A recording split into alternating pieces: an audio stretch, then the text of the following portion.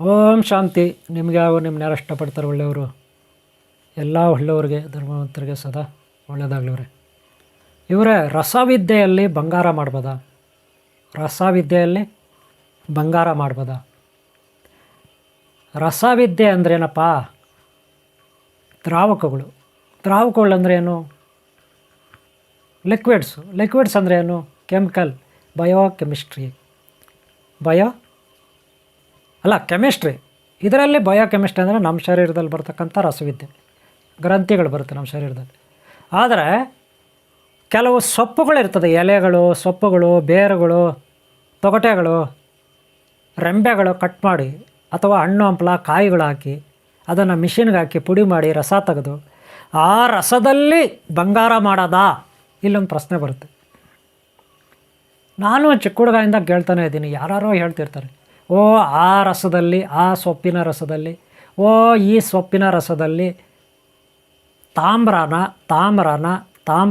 ಕಂಚನ್ನು, ಹಿತ್ತಾಳೆನ ಆ ರಸಗಳು ಬಳಸಿ ಕುದಿಸಿ ಕಾಯಿಸಿ ಎಲ್ಲ ಮಿಕ್ಸ್ ಮಾಡಿ ಬಂಗಾರ ಮಾಡ್ತಾರಂತೆ. ಬಂಗಾರದ ಇಟ್ಟಿಗೆಗಳು ಮಾಡ್ತಾರಂತೆ. ಅದನ್ನು ಮಾರ್ಕೊಂಡು ಜೀವನ ಮಾಡ್ತಾರಂತೆ. ಯಾರೋ ಸಿದ್ಧರು ಅಂದರೆ ಯಾರೋ ಈ ರೀತಿ ಜುಟ್ಟು ಹಾಕ್ಕೊಂಡು ಗಡ್ಡ ಬಟ್ಕೊಂಡು ಇನ್ನೂ ಭಯಾನಕವಾಗಿರ್ತಾರೆ. ಅವ್ರು ಏನು ಮಾಡ್ತಾರೆ? ಕಾಡಲ್ಲಿರೋ ಎಲೆಗಳು, ಆ ಮರದಲ್ಲಿರೋ ಕಾಯಿಗಳು, ಒಂದಷ್ಟು ಹೂಗಳು, ಒಂದಷ್ಟು ರೆಂಬೆಗಳು, ಒಂದಷ್ಟು ತೊಗಟೆ ಅಂದರೆ ಅದ್ರ ಮೇಲೆ ಇರುತ್ತಲ್ಲ ಒಟ್ಟು ಅದು, ಬೇರುಗಳು, ಇವೆಲ್ಲ ತಗೊಬಿಟ್ಟು ಪುಡಿ ಮಾಡಿ ಕುಟ್ಟಿ ರಸ ತೆಗೆದು ಆ ರಸನ ಕುಲುಮೆ ಮಾಡ್ತಾರಲ್ಲ. ಆಚಾರಪ್ಪಗಳು ಕುಲುಮೆ ಮಾಡ್ತಾರಲ್ಲ. ಕಬಡ ಗಿಬಣ ಒಡವೆ ಗಿಡವೆ ಆಚಾರಪ್ಪಗಳು ದೊಡ್ಡ ಕುಲುಮೆ ರೀ, ಚಿಕ್ಕದಲ್ಲ. ನೀವು ಸಿಟಿಗಳಲ್ಲಿ ಸುಮ್ಮನೆ ಬಂಗಾರಕ್ಕೆ ಬೆಳ್ಳಿಗೆ ಪ್ಲೇಟಿಂಗ್ ಮಾಡ್ತಾರೆ, ಕೋಟಿಂಗು, ಅದಲ್ಲಪ್ಪ. ಅವ್ರು ಇಷ್ಟಿಷ್ಟ ಇಟ್ಕೊಂಡಿರ್ತಾರೆ ಕುಲುಮೆಗಳು ಕೈನಲ್ಲಿ, ಒಂದು ಇದರಲ್ಲಿ ಇಟ್ಕೊಂಡಿರ್ತಾರೆ ಚಿಮ್ಟಾನಲ್ಲಿ, ಅದಲ್ಲ.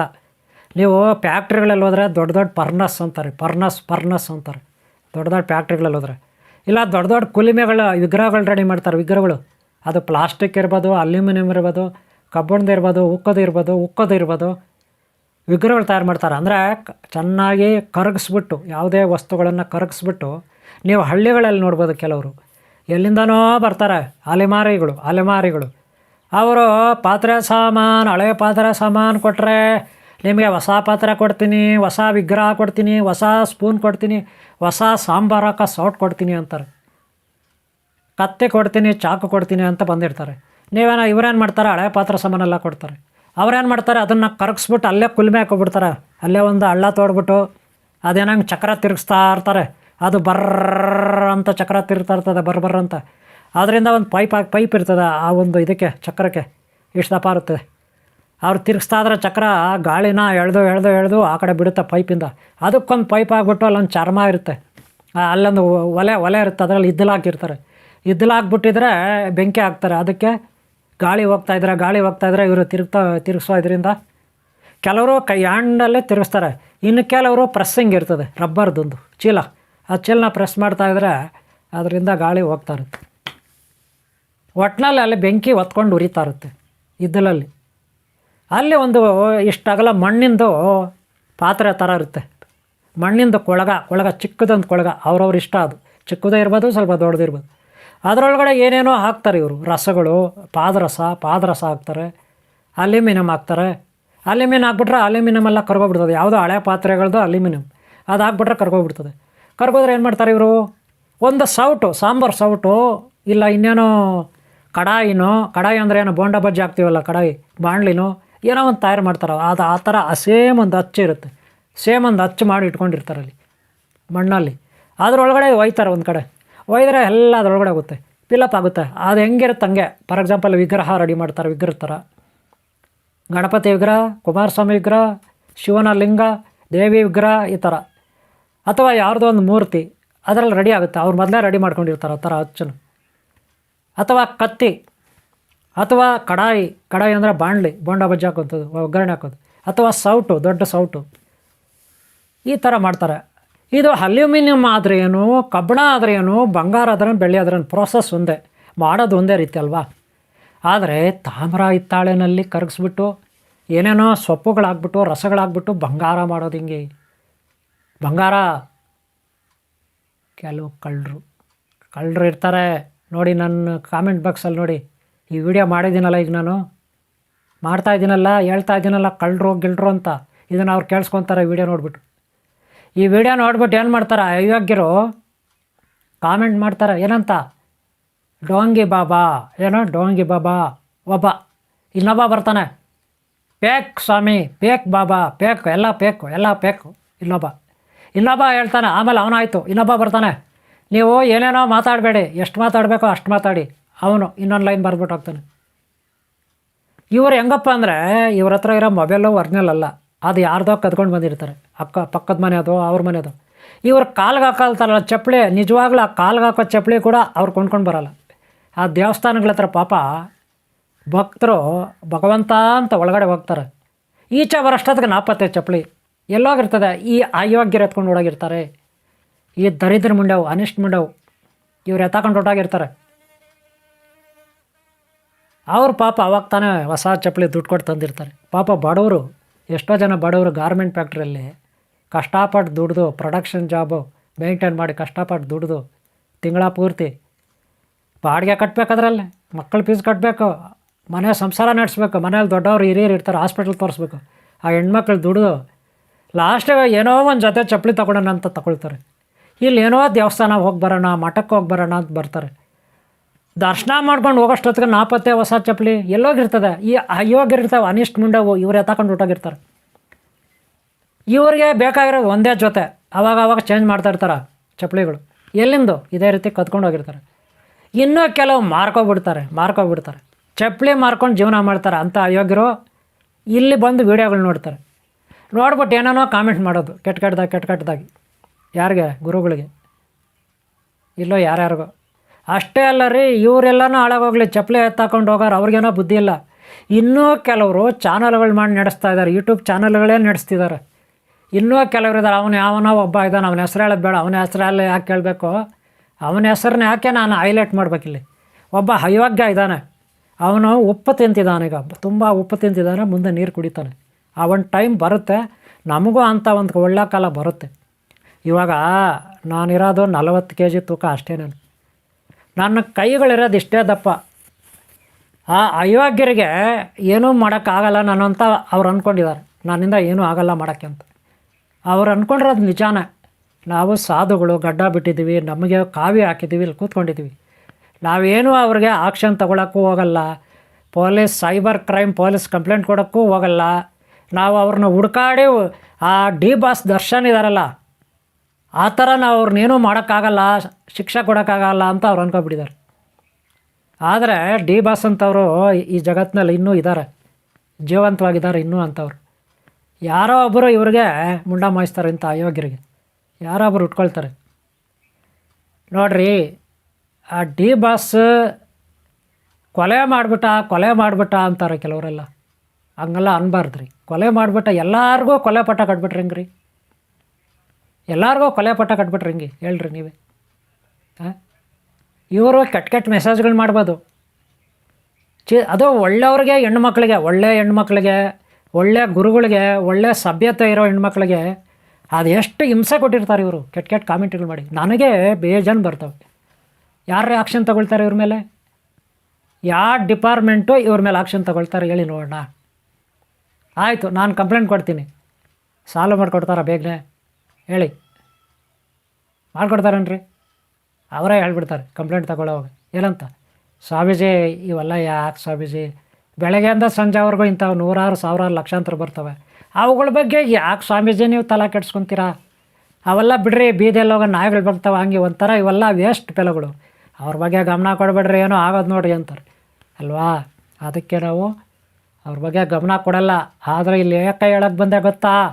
ಈ ಪಾಪಿಗಳು, ನೀಚ ನಿಕೃಷ್ಟರು ಅಮಾಯಕತ್ವದ ಮೇಲೆ ಆಟ ಆಡ್ತಾರೆ. ಅಮಾಯಕತ್ವದ ಮೇಲೆ ಯಾವ ರೀತಿ ಆಟ ಆಡ್ತಾರೆ? ನಿನಗೆ ರಸವಿದ್ಯೆನಲ್ಲಿ ಬಂಗಾರ ಮಾಡಿಕೊಡ್ತೀನಿ, ನೀನು ಬಂಗಾರ ಇಷ್ಟೇ ಕೊಡು ಸಾಕು, ಅದ್ರ ಜೊತೆಗೆ ಇನ್ನೊಂದಷ್ಟು ತಾಮ್ರದ್ದಾಗ್ಬಿಟ್ಟು ಕರಗಿಸ್ಬಿಡ್ತೀನಿ, ಇಷ್ಟು ಆಗ್ಬಿಡುತ್ತಾ ನಿನಗೆ ಅಂತಾರೆ. ಸರಿಯಾಗಿ ಕೇಳಿಸ್ಕೊಳ್ಳಿ. ಇವ್ರು ಏನು ಹೇಳ್ತಾರೆ ಗೊತ್ತಾ? ನೀವು ನಿಮ್ಮ ಹತ್ರ ಎಷ್ಟಿದೆ ಬಂಗಾರ, ಒಂದು 50 ಗ್ರಾಮ್ ಇದೆಯಾ ತೊಗೊಂಡು ಬನ್ನಿ, 100 ಗ್ರಾಮ್ ಇದೆಯಾ ಎಲ್ಲ ಒಡವೆಗಳು ತೊಗೊಂಡು ಬನ್ನಿ. ಅದನ್ನು ಅದ್ರ ಜೊತೆಗೆ ನಿಮ್ಮದು ತಾಮ್ರದ ಪಾತ್ರೆ ಕೊಡಿ, ಹಿತ್ತಾಳೆ ಪಾತ್ರೆ ಕೊಡಿ, ಬೆಳ್ಳಿ ಕೊಡಿ.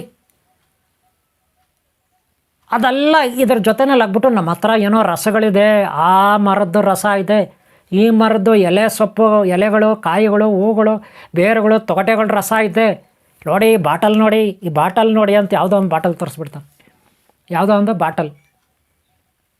ಮೋಸ್ಟ್ಲಿ ಅದರಲ್ಲಿ ಏನು ಆ ಬಾಟ್ಲಲ್ಲಿ ಅವ್ರು ಹಾಕ್ಕೊಳ್ತಾರಲ್ಲ ಕ್ವಾಟ್ರು, ಅದೇ ಇರ್ತದನ್ನು ಯಾರಿಗೆ ಗೊತ್ತು. ನೋಡೋಕ್ಕೇನೋ ಕಲರ್ ಇರ್ತದೆ, ಕಾಪಿ ಕಲ್ಲರೋ, ಇನ್ನೊಂದು ಕಲರೋ, ಮತ್ತೊಂದು ಕಲರು. ಅವ್ರು ಹೇಳ್ತಾರೆ ಇದು ರಸ, ಇದು ಯಾರಿಗೂ ತೋರಿಸಲ್ಲ, ನಿಮಗೆ ಮಾತ್ರ ತೋರಿಸ್ತಾ ಇದ್ದೀನಿ. ಅದು ನಿಮಗೆ ಯಾಕೆ ತೋರಿಸ್ತಾ ಇದ್ದೀನಿ ಗೊತ್ತಾ? ನೋಡೋಕ್ಕೆ ನೀವು ಒಳ್ಳೆಯವ್ರ ಥರ ಇದ್ದೀರಾ, ನೋಡೋಕ್ಕೆ ಆ ಪಾರ್ವತಿ ಪರಮೇಶ್ವರ ಥರ ಇದ್ದೀರಾ, ನೀವು ನೋಡೋಕ್ಕೆ ಅನಂತ ಪದ್ಮಾವತಿ, ಅನಂತ ಲಕ್ಷ್ಮಿ, ಆ ಶ್ರೀಮನ್ ನಾರಾಯಣ್ ಥರ ನೀವು ಕಾಣಿಸ್ತೀರ, ನೋಡೋಕ್ಕೆ ನೀವು ವೆಂಕಟೇಶ್ವರ ಸ್ವಾಮಿ ಥರ ಕಾಣಿಸ್ತೀರ, ನೋಡೋಕ್ಕೆ ನೀವು ಸಿದ್ಧಾರೂಢರ ಸ್ವಾಮಿ ಥರ ಕಾಣಿಸ್ತೀರ, ನೋಡೋಕ್ಕೆ ಸಿದ್ದೇಶ್ವರರು ಸ್ವಾಮಿಗಳ ಥರ ಕಾಣಿಸ್ತೀರ, ನೀವು ನೋಡೋಕ್ಕೆ ಆ ಬಾಲಗಂಗಾಧರನಾಥ ಸ್ವಾಮೀಜಿ ಥರ ಕಾಣಿಸ್ತೀರ, ನೋಡೋಕ್ಕೆ ನೀವು ಆ ನಿರ್ಮಲಾನಂದ ಸ್ವಾಮೀಜಿ ಥರ ಕಾಣಿಸ್ತೀರ, ನೋಡೋಕ್ಕೆ ಆ ರಾಘವೇಂದ್ರ ಸ್ವಾಮಿ ಥರ ಕಾಣಿಸ್ತೀರ, ನೋಡೋಕ್ಕೆ ಶಿರಡಿ ಸಾಯಿಬಾಬಾ, ಪುಟವರ್ತಿ ಸಾಯಿಬಾಬಾ ಥರ ಕಾಣಿಸ್ತೀರ, ನೋಡೋಕ್ಕೆ ಯಡಿಯೂರು ಸಿದ್ಧಲಿಂಗೇಶ್ವರ ಸ್ವಾಮಿ ಥರ ಕಾಣಿಸ್ತೀರ. ಅದಕ್ಕೆ ನಾನು ಈ ರಸವಿದ್ಯೆ ಕೊಡ್ತಾಯಿದ್ದೀನಿ. ಈ ರಸ ಹಾಕ್ಬಿಟ್ರೆ ಆ ತಾಮ್ರದ ಪಾತ್ರೆ ಕೊಡ್ರಿ, ಆ ಕಂಚಿನ ಪಾತ್ರೆ ಕೊಡ್ರಿ, ಆ ಬೆಳ್ಳಿ ಪಾತ್ರೆಗಳೆಲ್ಲ ಎತ್ಕೊಂಬನ್ರಿ, ಆ ಬೆಳ್ಳಿದ ವಿಗ್ರಹಗಳು ಎತ್ಕೊಂಬನ್ರಿ, ಪಂಚಲೋಹದ ವಿಗ್ರಹ ಎತ್ಕೊಂಬನ್ರಿ. ಈ ಕೊಲ್ಮೆನಲ್ಲಿ ಹಾಕ್ಬಿಟ್ರೆ ಇವೊಂದೊಂದು ಇರುತ್ತೆ ಕೊಳಗ, ಕೊಲ್ಮೆ ಎತ್ಕೊಂಬಂದಿರ್ತಾನೆ, ಇಷ್ಟುದ ಒಂದು ಬಿಡುವ ಇಷ್ಟುದ ಇರುತ್ತೆ, ಅದು ಎತ್ಕೊಂಬಂದಿರ್ತಾನೆ ಬ್ಯಾಗಲ್ಲಿ ಇಟ್ಕೊಂಡು ಯಾರು ಕಾಣಿಸ್ತೀರ. ಅವನ ಜೊತೆಗೆ ಒಂದು ಇಬ್ಬರನ್ನ ಕರ್ಕೊಂಡು ಬಂದಿರ್ತಾರೆ, ಏನಕ್ಕೆ? ಅವ್ರು ತಾಳ ಹಾಕೋಕ್ಕೆ, ಇವ್ನು ಹೇಳಿದ್ಕೆಲ್ಲ ಅವ್ರು ತಾಳ ಹಾಕ್ತಾ ಇರ್ತಾರೆ. ಹೌದೌದು ಬಂದ್ಬಿಡುತ್ತೆ, ಆಗ್ಬಿಡುತ್ತೆ. ಅಲ್ಲಿ ಒಬ್ಬರು ಬಡವರಿದ್ರು, ಅವ್ರಿಗೆ ಉದ್ಧಾರ ಮಾಡಿಬಿಟ್ರಿ, 5 kg ಬಂಗಾರ ಮಾಡಿಕೊಟ್ರಿ. ಅಲ್ಲಿ ಒಬ್ಬರು ತಿನ್ನೋಕ್ಕೆ ಗತಿ ಇರಲಿಲ್ಲ, ಸಾಲುಗಳಲ್ಲಿ ಕೊಳಿತಾ ಇದ್ದ, ಸಾಲುಗಳು ಬೇಜಾನಿತ್ತು, ಅವನಿಗೆ ನಾವು 10 kg ಬಂಗಾರ ಮಾಡ್ಕೊಟ್ಬಿಟ್ವಿ. ಗಟ್ಟಿ ಬಂಗಾರದ ಗಟ್ಟಿ. ಹೆಂಗಿರುತ್ತೆ ಕುಲ್ಪಿ ಐಸ ಗುಲ್ಪಿ ಐಸು ಅಂತಿರಲ್ಲಪ್ಪ ನೀವು, ಕುಲ್ಪಿ ಐಸ್ ಥರ ಮಾಡ್ಕೊಡ್ತಾರಂತೆ ಇವರು. ಕುಲ್ಪಿ ಐಸ್ ಥರ 5 kgಯಿಂದ 10 kgವರೆಗೂ ಬಂಗಾರ ಮಾಡಿಕೊಡ್ತಾರಂತೆ ರಸವಿದ್ಯೆನಲ್ಲಿ. ಏನು ವಿದ್ಯೆನಲ್ಲಿ? ರಸವಿದ್ಯೆನಲ್ಲಿ. ಸರಿ ಪಾಪ ಇವ್ರಿಗೆ ಸಾಲ ಇದೆಯೋ, ಈಗಾಗಲೇ ಸಾಲ ಮಾಡ್ಕೊಂಡಿದ್ದಾರೆ ಈ ಮನೆಯವರು, 5 ಲಕ್ಷ 10 ಲಕ್ಷ 20 ಲಕ್ಷ 50 ಲಕ್ಷ ಸಾಲ ಮಾಡ್ಕೊಂಡಿರ್ತಾರೆ. ಒಡವೆಗಳು ಒಂದಷ್ಟು ಅಡ ಇಟ್ಟಿರ್ತಾರೆ. ಆದರೂ ಏನೋ ಕಷ್ಟಪಟ್ಟು ಎಲ್ಲೋ ಇರೋ ಬರೋ ಒಡವೆಗಳು ಎತ್ಕೊಳ್ತಾರೆ, ಇರೋ ಬರೋ ದುಡ್ಡೆಲ್ಲ ಎತ್ಕೊಳ್ತಾರೆ, ಇವ್ರಿಗೆ ಸುರಿತಾರೆ. ಮನೆಯಲ್ಲಿ ಯಾವುದೋ ಹಳೆ ವಿಗ್ರಹ ದೇವ್ರದ್ದಿರುತ್ತೆ, ಬೆಳ್ಳಿ ವಿಗ್ರಹ ಇರುತ್ತೆ, ಮುಖವಾಡ ಲಕ್ಷ್ಮೀದ ಮುಖವಾಡಗಳಿರುತ್ತೆ ಮನೆಗಳಲ್ಲಿ ಇಟ್ಕೊಂಡು, ಅದು ಕೊಟ್ಬಿಡ್ತಾರೆ. ಯಾಕಂದರೆ ಇವನು ಬಂಗಾರ ಮಾಡ್ಕೊಡ್ತಾನಲ್ಲ, ಹೋದ್ರೆ ಹೋಗ್ಲಿ ಬೆಳ್ಳಿದು, ಹೋದ್ರೆ ಹೋಗ್ಲಿ ಪಂಚಲೋಹದ್ದು, ಹೋದ್ರೆ ಹೋಗ್ಲಿ ಕಂಚಿನ ಪಾತ್ರೆ, ತಾಮ್ರ ಪಾತ್ರೆ, ಒಂದಷ್ಟು ದುಡ್ಡು ಕೊಟ್ಬಿಡ್ತಾರೆ. ಇಲ್ಲ ತಿರ್ಗಾ ಸಾಲವೆಲ್ಲ ಮಾಡಿ ಕೊಟ್ಬಿಡ್ತಾರೆ. ಇವನ್ನೆಲ್ಲ ರೆಡಿ ಮಾಡ್ತಾನೆ, ಕರೆಸ್ತಾನೆ, ಅದೇನೋ ಇದು ಮಾಡ್ದು, ಅದು ಮಾಡಿ ಇದು ಮಾಡಿ ಪುಸ್ ಅಂತ ಹೊಗೆ ಬರುತ್ತೆ. ಅದು ಹೇಳಿರ್ತಾನೆ, ಯಾರೂ ನೋಡಬಾರ್ದು ಇದು ನಾನು ಮಾಡೋದು ಅಂತ, ಇಲ್ಲಾಂದರೆ ಪೊಲೀಸರು ಅವರೆಲ್ಲ ಎತ್ತಕೊಂಡು ಹೋಗ್ಬಿಡ್ತಾರೆ ಅಂತ, ಹಂಗೆಲ್ಲ ಹೇಳಿರ್ತಾರೆ. ಇದು ಹಿಂಗೆಲ್ಲ ಮಾಡೋಂಗಿಲ್ಲ, ಪೊಲೀಸರು ಎತ್ತಕೊಂಡು ಹೋಗ್ಬಿಡ್ತಾರೆ, ಪಕ್ಕದ ಮನೆಯವ್ರಿಗೂ ಗೊತ್ತಾಗಂಗಿಲ್ಲ, ನಿಮ್ಮ ಮನೆಯವ್ರಿಗೆ ಯಾರಿಗೂ ಗೊತ್ತಾಗಂಗಿಲ್ಲ, ಬರೀ ನೀವು ಮಾತ್ರ ಸಾಕು, ಒಂದಿಬ್ಬರು ಒಬ್ಬರು ಅಂತಾರೆ. ಆಮೇಲೆ ಹೇಳ್ತಾನೆ, ಎಲ್ಲ ರೆಡಿ ಮಾಡ್ತಾನೆ, ಅದು ಗಟ್ಟಿ ಎಲ್ಲ ಕರಗಿಸ್ತಾನೆ, ಎಲ್ಲ ಮಾಡ್ತಾನೆ. ಆದಮೇಲೆ ಏನು ಮಾಡ್ತಾನೆ, ಇದು ಆರಕ್ಕೆ ಬಿಟ್ಬಿಡ್ಬೇಕು ಅಂತಲೇ, ಏನೋ ಆರಬೇಕಿದು, ಮುಚ್ಚಿಬಿಡ್ತಾನೆ, ಒಂದೇನೋ ಒಂದು ಇದು ತಗೊಂಡು ಮಣ್ಣು ಹಾಕಿ ಏನೋ ಹಾಕಿ ನೀಟಾಗಿ ಕ್ಲೋಸ್ ಮಾಡ್ತಾನೆ. ಇದು ಆರಕ್ಕೆ ಬಿಟ್ಬಿಡ್ಬೇಕು. ಆರಕ್ಕೆ ಬಿಟ್ಬಿಟ್ರೆ ಆಮೇಲೆ ನಿಮಗೆ ಯಾವ ವಾರ ಅಂದರೆ ಶುಕ್ರವಾರ ತೆಗೀರಿ, ಶುಕ್ರವಾರ ಚೆನ್ನಾಗಿರುತ್ತೆ. ಅವತ್ತು ಮುಹೂರ್ತ ನೋಡ್ತಾನೆ ಒಂದು, ಅವನೇ ಮೊಬೈಲ್ ತೊಗೊಬಿಟ್ಟು, ಯಾವ ವಾರ, ಭಾನುವಾರ, ಮಂಗಳವಾರ, ಗುರುವಾರ, ಈ ಶುಕ್ರವಾರ ತೆಗೀರಿ, ಒಳ್ಳೆ ನಕ್ಷತ್ರ ಇದೆ, ಗ್ರಹಬಲಗಳು ಕರೆಕ್ಟಾಗಿದೆ, ಇನ್ನೊಂದಿದೆ, ಮತ್ತೊಂದಿದೆ. ಈ ಟೈಮಲ್ಲಿ 1 ಗಂಟೆ ರಾತ್ರಿಗೆ ತೆಗೀರಿ. ಎಷ್ಟು ಗಂಟೆ ರಾತ್ರಿಗೆ? 1 ಗಂಟೆ ರಾತ್ರಿಗೆ ತೆಗೀರಿ. ಈಚೆ ಯಾರೂ ಇರಲ್ಲ ಅವಾಗ. ಇದನ್ನು ಹೊಡೀರಿ, ಆಮರಲ್ಲಿ ಹೊಡೀರಿ, ಬಂದ್ಬಿಡುತ್ತೆ. ಆಮೇಲೆ ಒಳಗೊಂದು ಗಟ್ಟಿ ಇರುತ್ತಲ್ಲ, ಕುಲ್ಪಿನ ಐಸು, ಆ ಥರ ಇಷ್ಟು ದಪ್ಪ 6 kg 7 kg 10 kg ಇರುತ್ತೆ ಬಂಗಾರ. ಆಮೇಲೆ ನೀವೇನು ಮಾಡ್ತೀರಾ, ಒಂದು ರಂಪ ತಗೊಂಡು ಕಟ್ ಮಾಡಿ ಪೀಸ್ಗಳು ಮಾಡಿ ಮಾರ್ಕೊಳ್ಳಿ. ಇಲ್ಲ ನನಗೆ ಗೊತ್ತು ಸೇಲ್ ಮಾಡೋಕ್ಕೆ ಒಳ್ಳೆ ಸೇಟುಗಳು ಗೊತ್ತು, ದುಬಾಯಿಗಳಲ್ಲಿ ಒಳ್ಳೆ ಇವರು ಗೊತ್ತು, ಶ್ರೀಮಂತರು, ಹೊರದೇಶಕ್ಕೆಲ್ಲ ನಾನೇ ಮಾರಿಸ್ಕೊಡ್ತೀನಿ ಅಂತ ಅವರು ಒಂದು ಗೋಲ್ಡ್ ಬಿಡ್ತಾರೆ. ಸಖತ್ತಾಗಿ ಬಿಡ್ತಾರೆ ಅವ್ರು, ಚೆನ್ನಾಗಿ ಕಲ್ತಿರ್ತಾರೆ ಗೋಲ್ಡ್, ಚೆನ್ನಾಗಿ ಕಲ್ತಿರ್ತಾರೆ. ಎಷ್ಟೋ ಜನಕ್ಕೆ ಮೋಸ ಮಾಡಿರ್ತಾರೆ, ಗೊತ್ತಾಯ್ತಲ್ಲ. ಆದರೆ ಎಲ್ಲ ಹೇಳ್ತಾರೆ, ಎಲ್ಲ ಪೀಸ್ ಮಾಡಿ ನಾನು ನಿಮಗೊಂದು ರಂಪ ಬೇರೆ ತಗೊಳ್ಳೋಣ, ಅದರಲ್ಲಿ ಕಟ್ ಮಾಡೋದು ರಂಪ ಬರುತ್ತಲ್ಲ, ಯಾಂಡ್ ಕಟ್ಟಿಂಗ್ ರಂಪ, ಕಟ್ಟಿಂಗ್ ರಂಪ ಬರುತ್ತೆ. ಕಲ್ಲದೋ ಮರದೋ ಎಣದೋ ಗೊತ್ತಿಲ್ಲ, ಎಣ ಕಟ್ ಮಾಡೋದೋ ಏನೋ ಅದು ಕೂಡ ಗೊತ್ತಿಲ್ಲ ನನಗೆ. ಒಟ್ಟಲ್ಲಿ ಅದು ರಂಪ ಇಸ್ಕೊಡ್ತೀನಿ.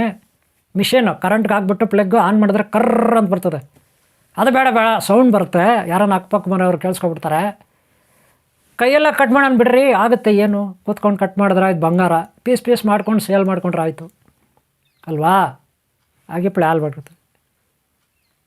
ಇವ್ರು ಒಪ್ಕೊಳ್ತಾರೆ, ಅವನು ಕರಗಿಸ್ತಾನೆ, ಹೊಗೆ ಬರುತ್ತೆ ಪುಸ್ ಅಂತ.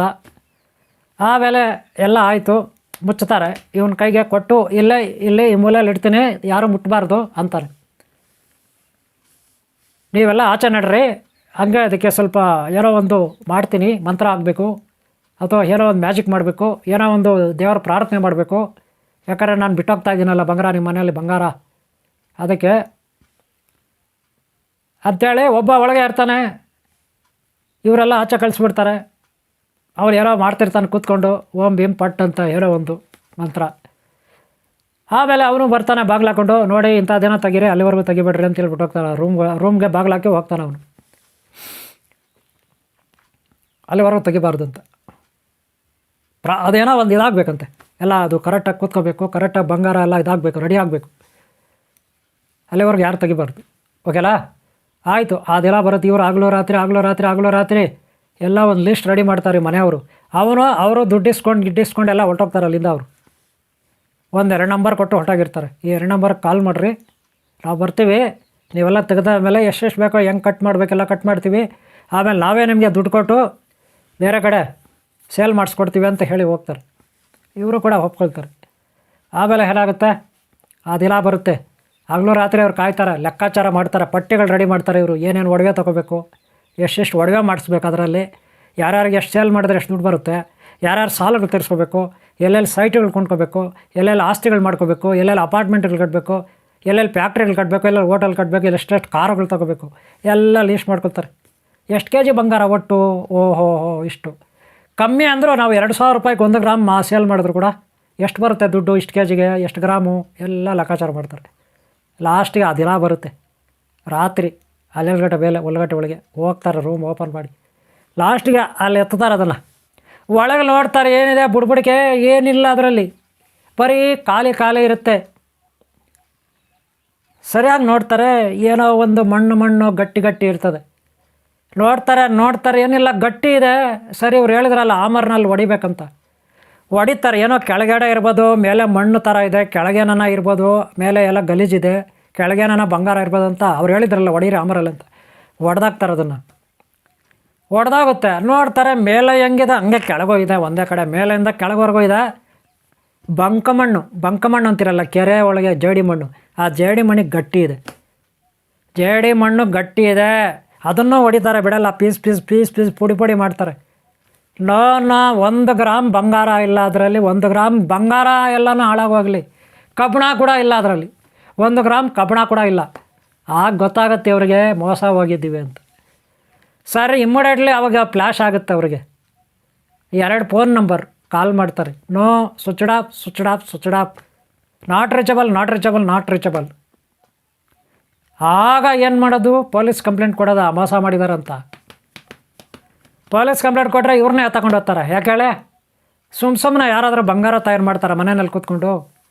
ಆದರೂ ಕೆಲವರು ಬಾಯಿ ಮುಚ್ಕೊಂಡು ಕಂಪ್ಲೇಂಟ್ ಕೊಡೋಕ್ಕೆ ಹೋಗಲ್ಲ, ಕೆಲವರು ಕಂಪ್ಲೇಂಟ್ ಕೊಡ್ತಾರೆ. ಕಂಪ್ಲೇಂಟ್ ಕೊಟ್ಟರೆ ಏನಾಗುತ್ತೆ, ಈ ರೀತಿ ಪೊಲೀಸ್ನವ್ರು ಏನು ಮಾಡ್ತಾರೆ, ಕಂಪ್ಲೇಂಟ್ ಬರ್ಕೊತಾರೆ. ಅವರು ಏನೋ ಪೇಪರ್ಗೆ ಹಾಕಬೇಕಲ್ಲ, ಪೇಪರ್ನವ್ರು ಯಾರೋ ಬರ್ತಾರೆ, ಬರ್ಕೊತಾರೆ, ಹೋಗ್ತಾರೆ. ಈ ರೀತಿ ಮೋಸ ಮಾಡೋರು ಇದ್ದಾರೆ, ಮೋಸ ಹೋಗ್ಬೇಡ್ರಿ ನೀವು ಅಂತ ಪೊಲೀಸ್ನವರು ಪದೇ ಬಾಯಿ ಬಡ್ಕೊತಿರ್ತಾರೆ ಪೊಲೀಸ್ನವರು. ಆದರೆ ಈ ಜನಕ್ಕೆ ಇಂಥ ಅಮಾಯಕರು ಇರ್ತಾರಲ್ಲ, ಅವ್ರಿಗೆ ಪಾಪ ಆ ನ್ಯೂಸ್ ನೋಡೋಕ್ಕೂ ಟೈಮ್ ಇರಲ್ವೋ, ಅಥವಾ ಅವ್ರು ನ್ಯೂಸ್ ನೋಡಲ್ವೋ, ಅವ್ರ ಟೈಮ್ ಸರಿ ಇಲ್ವೋ, ಅವ್ರ ಟೈಮ್ ಗ್ರಹಗತಿ ಕೆಟ್ಟಿದೆ ಗೊತ್ತಿಲ್ಲ, ಅವರು ಮೋಸ ಹೋಗ್ತಾನೇ ಇರ್ತಾರೆ. ಪೊಲೀಸ್ನವ್ರು FIRಗಳು ದಾಖಲೆ ಮಾಡ್ತಾನೆ ಇರ್ತಾರೆ.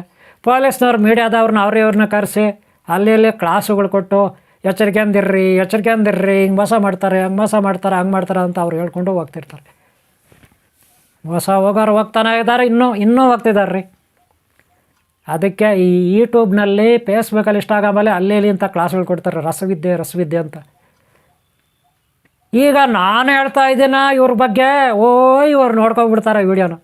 ನೋಡ್ಕೊಬಿಟ್ಟು ನೋಡ್ರಿ ಬ್ಯಾಡ್ ಕಾಮೆಂಟುಗಳು ಹೆಂಗೆ ಬರ್ತವೆ, ನೆಗೆಟಿವ್ ಕಾಮೆಂಟುಗಳು ನನ್ನ ಮೇಲೆ. ಎಷ್ಟು ಬೇಕೋ ಅಷ್ಟು ಮಾತಾಡ್ರಿ. ಸ್ವಾಮಿಗಳು ನೀವು ಎಷ್ಟು ಬೇಕೋ ಅಷ್ಟು ಮಾತಾಡ್ರಿ. ಡೋಂಗಿ ಬಾಬಾ ಇವರು, ಡೋಂಗಿ ಬಾಬಾ. ಫೇಕ್ ಮ್ಯಾನ್ ಹಂಗೆಲ್ಲ ಬಡಿದಾರ್ರಿ. ಕೇಳಿ ಇಲ್ಲಿ ಯಾರು ಫೇಕ್ ನೋಡ್ರಿ. ಇಂಥ ಅಯೋಗ್ಯರು ಬಿಟ್ಟು ಇಂಟರ್ನೆಟ್ಟು ಇವ್ರಿಗೆ ಮೋಸ ಮಾಡಿ ಜೀವನ ಮಾಡೋರು ಪಾಪಿಗಳು. ನೀಚ ಕೃಷ್ಣ ಮಾಡೋಕ್ಕೆ ಕೆಲಸ ಇರಲ್ಲ. ಚೆನ್ನಾಗಿ ಎಣ್ಣೆ ಹೊಡೆದು ಕುಡಿದ್ಬಿಟ್ಟು ಸುಮ್ಮನೆ ಟೈಮ್ ಪಾಸ್ ಬರೋದು, ನನ್ನದು ಮಾಡಿಬಿಟ್ಟು ಹೋಗೋದು. ಹೀಗೆ ನಾನು ಈಗಾಗಲೇ ಸಾಕಷ್ಟು ವೀಡಿಯೋಗಳು ಈ ರೀತಿ ಯಾರ್ಯಾರು ಸುಳ್ಳು ಮಾಡ್ತಾರೆ, ಮೋಸ ಮಾಡ್ತಾರೆ, ವಂಚನೆ ಮಾಡ್ತಾರೆ. ಲಾಸ್ಟ್ ಟೈಮ್ ಅಕ್ಷಯ ಪಾತ್ರ ಬಗ್ಗೆ ಹಾಕಿದ್ದೀನಿ ನೋಡಿ, ಬ್ಯಾಡ್ ಕಮೆಂಟ್ಗಳು ಬೇಜಾನು ಬಂದಿದ್ದಾವೆ. ಯಕ್ಷಿಣಿ ವಿದ್ಯೆ ಬಗ್ಗೆ ಮೋಸ ಮಾಡ್ತಾರೆ ಕೆಲವರು, ಅದು ನೋಡಿ ಬ್ಯಾಡ್ ಕಮೆಂಟ್ಗಳು ಬಂದಿದ್ದಾವೆ. ಏನೂ ಗೊತ್ತಿಲ್ಲ ಇವರಿಗೆ, ಯಕ್ಷಿಣಿ ಬಗ್ಗೆ ಏನೂ ಗೊತ್ತಿಲ್ಲ, ಅಕ್ಷಯ ಪಾತ್ರ ಬಗ್ಗೆ ಏನೋ ಗೊತ್ತಿಲ್ಲ, ಯಂತ್ರ ಮಂತ್ರ ಬಗ್ಗೆ ಹಿಂಗೆಲ್ಲ ಕಾಮೆಂಟ್ಗಳು ಮಾಡಿದ್ದಾರೆ. ಅವರೇನು ಪೂರ್ತಿ ವಿಡಿಯೋ ನೋಡಲ್ಲ, ಅವ್ರಿಗೆ ಗೊತ್ತಾಯ್ತಲ್ಲ ಅಂಥವರು ತುಂಬ ಇದ್ದಾರೆ. ಅದಕ್ಕೆ ನೀವು ಎಚ್ಚರಿಕೆ ಅಂದಿರಿ. ರಸವಿದ್ಯೆಗಳು ಹಂಗಾದ್ರೆ ಸುಳ್ಳ? ರಸವಿದ್ಯೆಗಳು ನಿಜಾನ? ಬಂಗಾರ ಮಾಡ್ಬೋದಾ? ಒಂದು ಪ್ರಶ್ನೆ ಬರುತ್ತೆ ನೋಡ್ರಿ. ಕೆಲವೊಂದು ತಾಮ್ರ, ಪಂಚಲೋಹ ಇತ್ಯಾದಿ, ಬೆಳ್ಳಿ ಇತ್ಯಾದಿ ಕೆಲವೊಂದು ಮೆಟೀರಿಯಲ್ಗಳು ಹಾಕ್ಕೊಂಡು ವಿಜ್ಞಾನಿಗಳು ಹಳೆಯ ಕಾಲದಲ್ಲೂ ಇದ್ದರು, ಈ ಕಾಲದಲ್ಲೂ ಇದ್ದಾರೆ ವಿಜ್ಞಾನಿಗಳು. ಅವರೆಲ್ಲ ಈ ರೀತಿ ಏನೇನೋ ಕಷ್ಟಪಟ್ಟು ಏನಾದರೂ ಮಾಡಿ ಬಂಗಾರನ ತಯಾರು ಮಾಡಬೇಕು ಅಂತ ಪ್ರಯತ್ನ ಪಟ್ಟರು ಹಿಂದೆ. ಇವಾಗಲೂ ಪ್ರಯತ್ನ ಪಡ್ತಾನೇ ಇದ್ದಾರೆ. ಅದರಲ್ಲಿ ಏನೋ ಸಕ್ಸಸ್ಸು ಸ್ವಲ್ಪ ಆಗಿರ್ಬೋದೇನೋ. ಆದರೆ ಅವರು ಮಾಡೋ ಕಷ್ಟ ಇದೆಯಲ್ಲ, ಎಷ್ಟೋ ದಿನ ಎಷ್ಟೋ ಮೆಟೀರಿಯಲ್ಗಳು ಹಾಕಿ ಮಾಡಿರ್ತಾರೆ, ಕಷ್ಟಪಟ್ಟು ಟೈಮ್ ವೇಸ್ಟ್ ಮಾಡಿರ್ತಾರೆ, ಏನೇನೋ ಬಳಸಿರ್ತಾರೆ ಅದಕ್ಕೆ ವಸ್ತುಗಳು. ಅದೆಲ್ಲ ಲೆಕ್ಕ ಮಾಡಿದ್ರೆ ಎಷ್ಟೋ 1,00,000 ರೂಪಾಯಿ ಆಗುತ್ತೆ ಅಂತ ಇಟ್ಕೊಳ್ಳಿ ಬಿಲ್ಲು. ಅವ್ರು ಏನೇನು ಬಳಸಿದ್ದಾರೆ ಮೆಟೀರಿಯಲ್, ಅದಕ್ಕೆ 1,00,000 ಆಗುತ್ತೆ ಅಂತ ಇಟ್ಕೊಳ್ಳಿ. ಅವ್ರು ತಯಾರು ಮಾಡೋಕ್ಕೆ ಬಂಗಾರ ಜಸ್ಟ್ 1 ಗ್ರಾಮ್ ಕೂಡ ತಯಾರು ಮಾಡೋಕ್ಕಾಗಿರಲ್ಲ. ಆವಾಗ ಒಂದು ವೇಳೆ ತಯಾರು ಮಾಡಿದ್ರು 1 ಗ್ರಾಮ್ ಅಂತ ಇಟ್ಕೊಳ್ಳಿ, 1 ಗ್ರಾಮ್ಗೆ ಎಷ್ಟು ಬರುತ್ತೆ? ಹಬ್ಬ ಬಂದರೆ 2,000 3,000 ಬರುತ್ತೆ. ಅದೇ ಖರ್ಚಾಗಿರೋದು ಎಷ್ಟು ಅದನ್ನು ತಯಾರು ಮಾಡೋಕ್ಕೆ? 1,00,000. ಆ ಕೆಲಸ ಬೇಕಾ? ಲಾಸ್ ಆಗುತ್ತೆ, ಅದಕ್ಕೆ ಮಾಡೋಕ್ಕೋಗಲ್ಲ. ಈಗ ಅರ್ಥ ಆಯ್ತಾ ನಿಮಗೆ? ನಾನು ರಸವಿದ್ಯೆಗಳಿಂದ ಮಾಡಲ್ಲ ಅಂತ ಹೇಳ್ತಿಲ್ಲ, ಮಾಡ್ಬೋದು. ಆದರೆ ಖರ್ಚು ಜಾಸ್ತಿ ಬರುತ್ತೆ, ಬಂಡವಾಳ ಜಾಸ್ತಿ ಬೀಳುತ್ತೆ, ಆದಾಯ ಕಡಿಮೆ ಇರುತ್ತೆ, ಆವಾಗ ನಷ್ಟ ಆಗುತ್ತೆ ಇಂಡಸ್ಟ್ರಿ. ಅದಕ್ಕೆ ಮಾಡೋಕ್ಕೋಗಲ್ಲ. ಈಗ ಅರ್ಥ ಆಯ್ತಾ? ಒಂದು ಇವರು ಅದ್ರ ಹೆಸರುಗಳೆಲ್ಲ ಹೇಳ್ಕೊಬಿಟ್ಟು ಈ ಕಳ್ಳಕಾಕರು ಇರ್ತಾರಲ್ಲ, ಮಧ್ಯೆಲ್ಲ ನೀಚ ನಿಕೃಷ್ಟರು, ಅವರು ಈ ಅಮಾಯಕತೆ ಮೇಲೆ ಆಟ ಮಾಡಿ ಹೊಟ್ಟೆ ಪಾಡು ಅವರು ಮೆಕ್ಕತಾ ಇದ್ದಾರೆ ಅಷ್ಟೇ. ಅದಕ್ಕೆ ನೀವೆಲ್ಲ ಹುಷಾರಾಗಿರ್ರಪ್ಪ ಅಂತ ನಾನು ಈ ಥರ ಒಂದೊಂದು ವೀಡಿಯೋ ಮಾಡೋದು. ರಸವಿದ್ಯೆ ಸುಳ್ಳಲ್ಲ, ಹಳೆಯ ಕಾಲದಲ್ಲೂ ಇತ್ತು, ಈಗಲೂ ಇದೆ. ಹಂಗಂತ ಅಮಾಯಕತೆದ ಮೇಲೆ ಮೋಸ ಮಾಡೋರು ಸುಳ್ಳಲ್ಲ. ಈಗ ಅರ್ಥ ಆಯ್ತಾ? ಅಮಾಯಕತೆದ ಮೇಲೆ ಆಟ ಆಡ್ತಾರಲ್ಲ, ಅವರು ಕೂಡ ಇದ್ದಾರೆ, ಅದು ಕೂಡ ಸತ್ಯನೇ. ಸರಿನಾ? ನಿಮ್ಮ ಎಚ್ಚರಿಕೆ ನಿಮಗಿರಲಿ. ಈ ವಿಡಿಯೋ ನಿಮ್ಗೆ ಇಷ್ಟ ಆಗಿದೆ ಅಂದ್ಕೊತೀನಿ. ಇಷ್ಟ ಆಗಿದರೆ ನಿಮ್ಮ ಪ್ರೋತ್ಸಾಹ ನನಗೆ ಬೇಕು. ನಿಮ್ಮ ಪ್ರೋತ್ಸಾಹ ಇದ್ದರೆ ಖಂಡಿತ ಇನ್ನೂ ಬೇರೆ ವೀಡಿಯೋ ಮಾಡ್ತೀನಿ ಇದೇ ಥರ. ಕಾಮೆಂಟ್ ಬಾಕ್ಸಲ್ಲಿ ಬರೀರಿ ನಿಮ್ಮ ಅಭಿಪ್ರಾಯನ. ಒಂದು ಲೈಕ್ ಮಾಡಿ ಮರಿಬೇಡಿ, ಲೈಕ್ ಮಾಡೋದು ಮರೀರಿ. ಹಾಗೆ ಶೇರ್ ಮಾಡಿದ್ರೆ ನಿಮಗೆ ಪುಣ್ಯ ಬರುತ್ತೆ. ಬೇರೆಯವರು ಇದನ್ನು ನೋಡಿ ಎಚ್ಚರಿಕೆ ಅಂದಿರಲಿ, ಮೋಸ ಹೋಗಬಾರ್ದಲ್ವ, ಅದಕ್ಕೆ. ಗೊತ್ತಾಯ್ತಲ್ಲ? ಹಾಗೆ ಸಬ್ಸ್ಕ್ರೈಬ್ ಆಗಿಲ್ಲದ್ರೆ ಹಾಕ್ಕೊಳ್ಳಿ. ಮುಂದಿನ ವೀಡಿಯೋಗಳು ನೋಡಿ, ಹಿಂದಿನ ವೀಡಿಯೋಗಳು ನೋಡಿ, ತುಂಬ ಹಿಂದಿನ ವೀಡಿಯೋಗಳಿದೆ. ಅಕ್ಷಯ ಪಾತ್ರ, ಯಕ್ಷಿಣಿ ವಿದ್ಯೆ ಇತ್ಯಾದಿ. ಓಕೆಲಾ? ನಿಮಗೆ ಒಳ್ಳೆಯದಾಗಲಿ. ಓಂ ಶಾಂತಿ. ಎಲ್ಲರಿಗೂ ಒಳ್ಳೆಯದಾಗಲಿ. ಓಂ ಶಾಂತಿ.